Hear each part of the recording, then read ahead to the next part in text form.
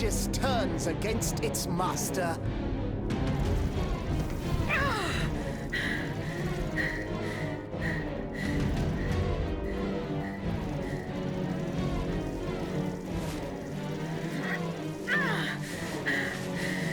You are not my master, tyrant! You never were! I am quite happy to concede this point, but what about the Count?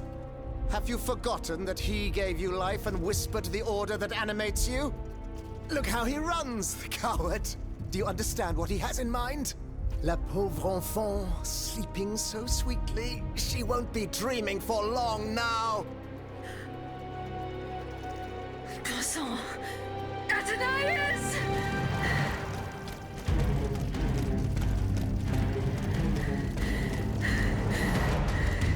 Don't move!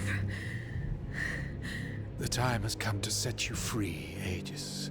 This whore's soul has poisoned your cogs for too long. Adieu, sad puppet. No! Bonté Divine, I don't want to die.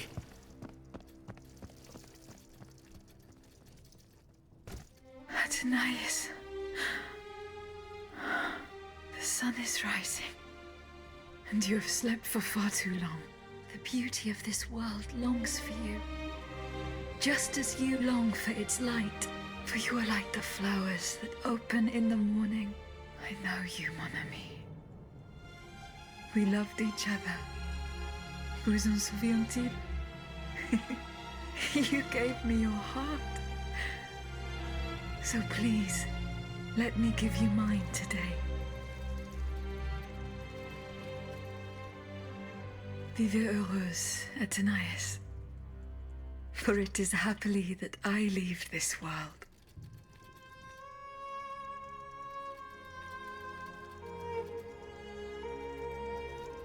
This way, monsieur.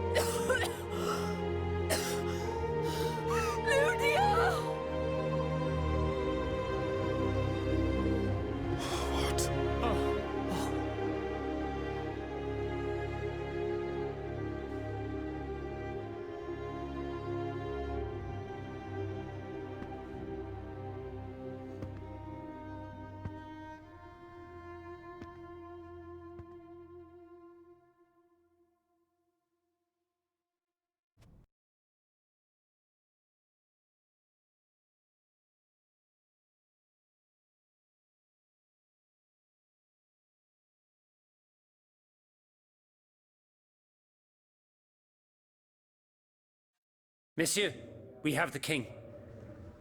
It is now up to us to wield his scepter. In this trying time, crucial decisions must be made without delay. First and foremost, we must take back Paris. And how do we do that, mon Dieu? There are automats everywhere, and they are constantly regenerated by their crimes. We have the king. Cagliostro has fled, but he is leaving a trail of blood. I doubt he will survive his injuries.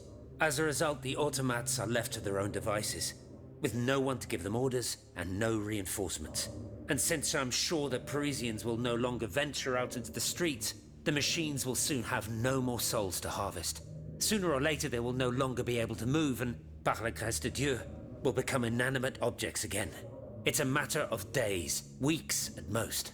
Mais ensuite, once peace has been restored, what of the kingdom?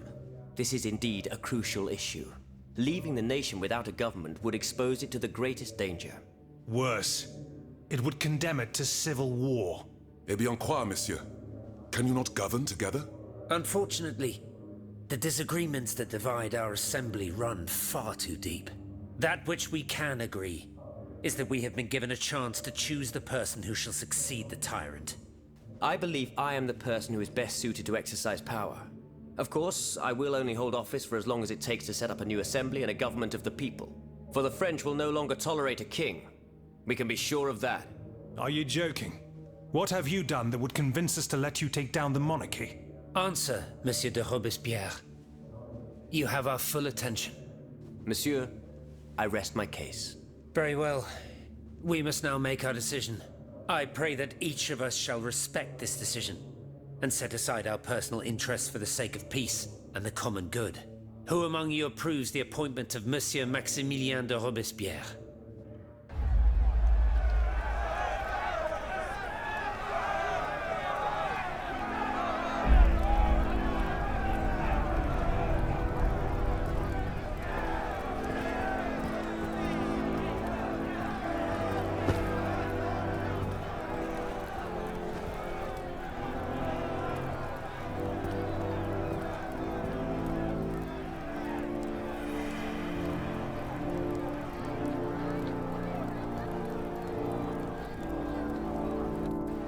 The National Convention welcomes Citoyen Robespierre, Consul of the Republic.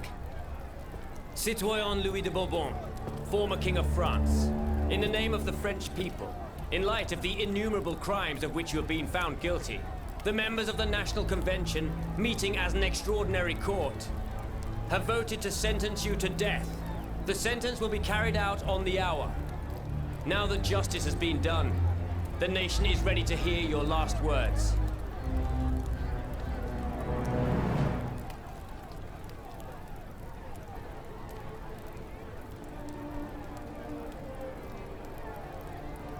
My loyal subjects, since you must lead a lamb to the altar, since you must offer a sacrifice to this new France that you intend to found, I will be that sacrifice.